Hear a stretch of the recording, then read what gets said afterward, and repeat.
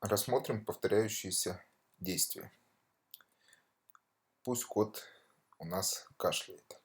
Для этого перетаскиваем зеленый флажок. Дальше говорить кашель. 1 секунда. И ждем 1 секунду. Проверяем.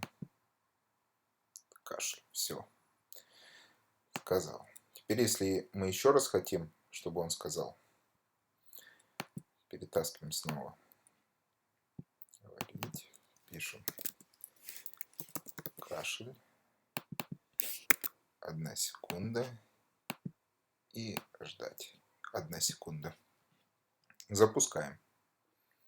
Сейчас кот должен сказать 2 раза. Кашель. Кашель. Кашель. Замечательно.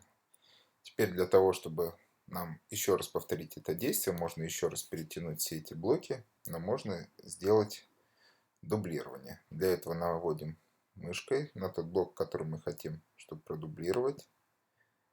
Нажимаем дублировать. И вот у нас такой же блок. Вставляем. Запускаем. Сейчас он должен сказать 3 раза кашель. Кашель. Кашель. Кашель. Замечательно.